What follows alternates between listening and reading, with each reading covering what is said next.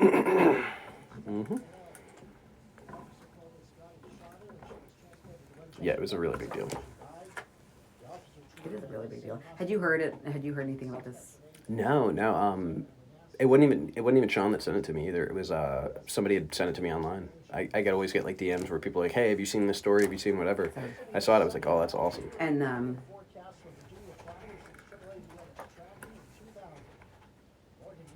We're talking prison closure in Virginia.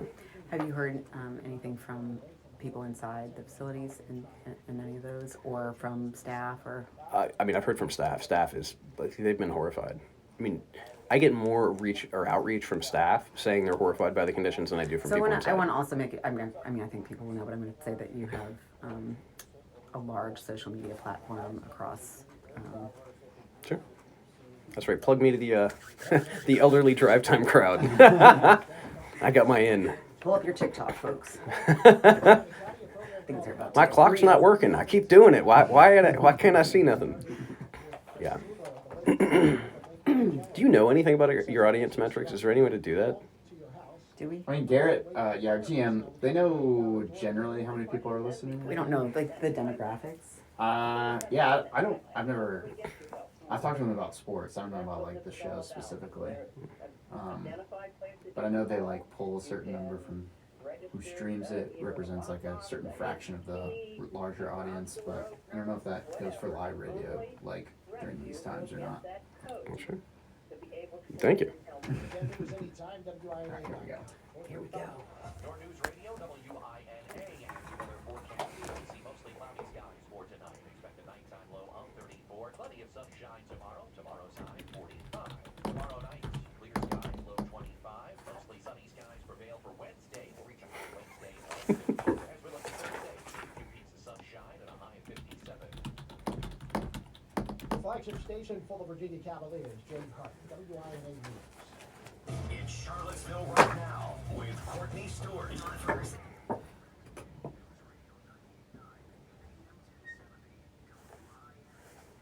It's 4:36 on Monday afternoon. There was some big news came out at the very end of last week.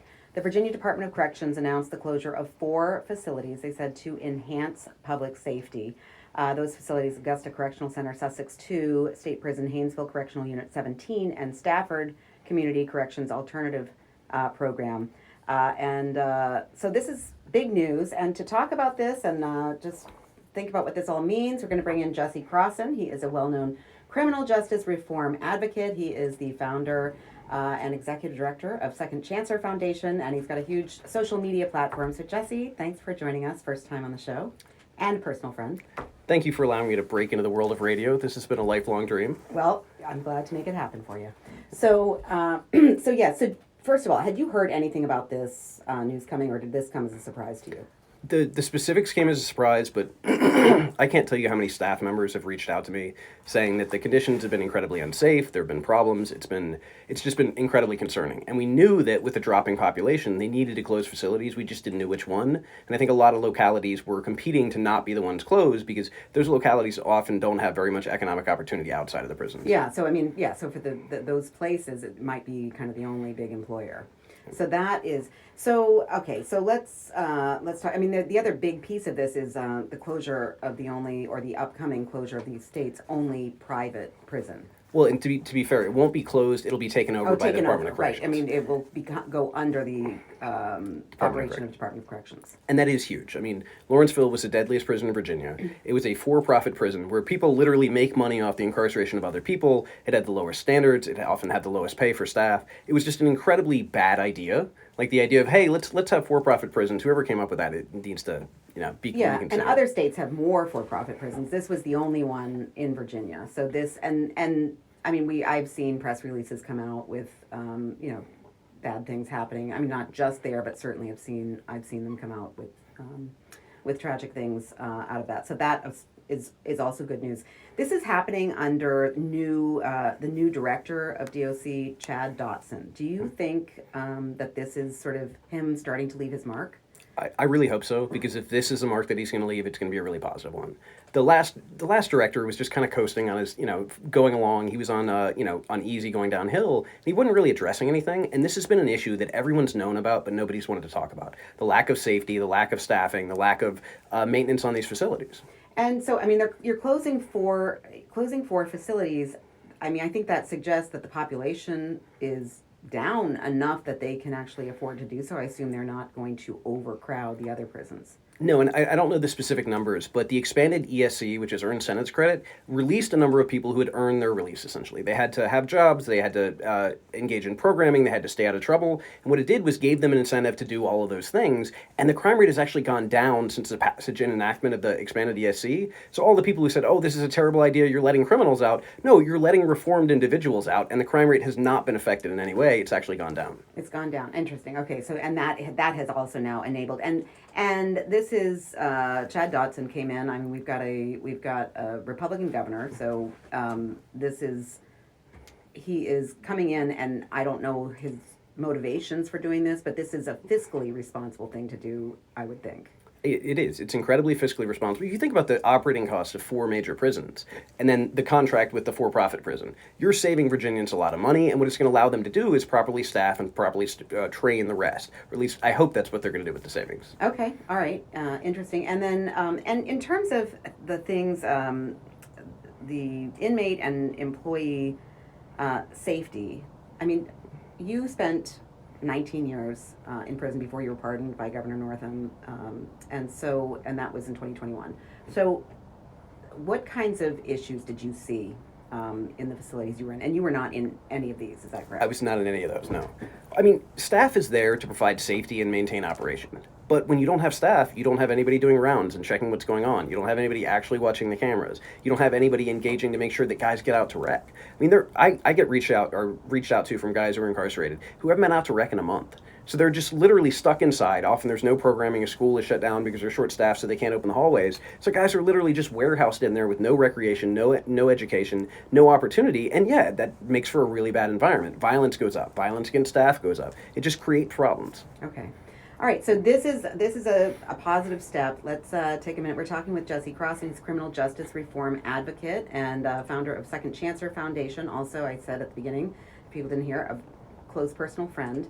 And I want to know what you'd like to see happen next. I mean, this sounds like you see it as a move in the right direction.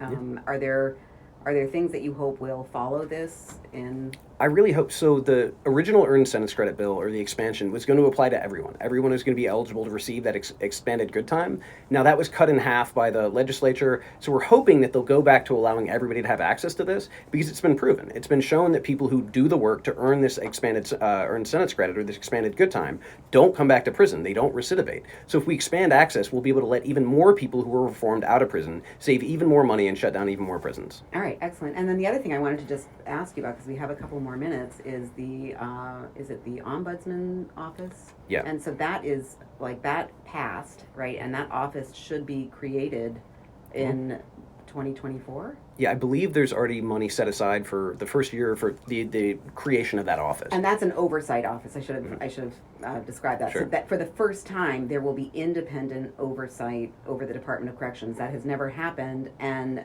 Chad Dotson put out a statement after that. I'm going from memory, but saying we welcome this. We look forward to working with this office. So. Yeah, what do you hope to see with that office?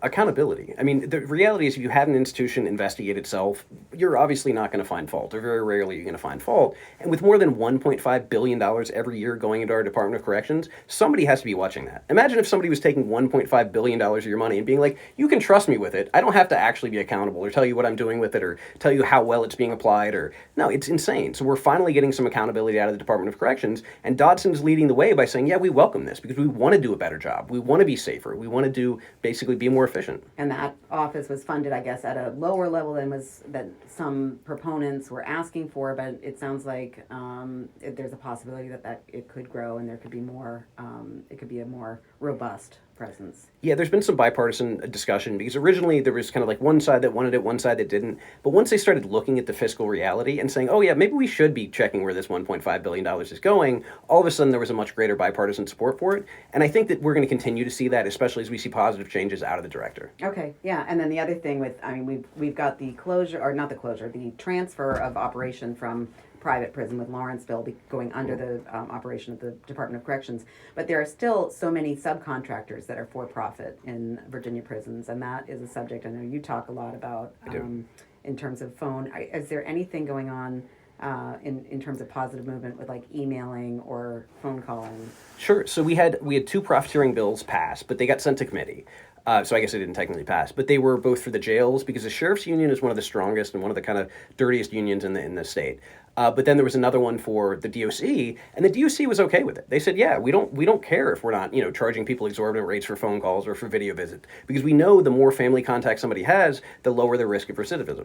Okay, so all right, so those are some things to watch, and then since I have you here, anything else you're going to be watching for in 2024 with the General Assembly session? Anything that I should be thinking about? Yeah, there's a second look bill. So this is not expand or incentives credit. What it's basically saying is that someone will have the opportunity after a period of 15 years, the language, it differs basically in the different versions of the bill, but to ask in open court to have their situation reviewed. Because currently the only opportunity for release, since we don't have parole, is from the governor. And this is an opaque process where it happens behind closed doors, where nobody gets to know the reasons, where the people don't necessarily get an input, whereas doing this in open court gives everyone, including anyone who was harmed, the Commonwealth's attorney, the lawyer for the person who's petitioning, giving them access to this kind of open proceeding. And it's a much better option than parole. It's a much better option than just requiring the governor to provide clemency. And it gives people the opportunity to say, hey, this person may not be the same person they were when they were 15 or 18 or 20. Mm-hmm. Okay, all right, I'll be watching for that. I think we are out of time. That's Jesse Crossan, Criminal Justice Reform Advocate, _Chancellor on TikTok.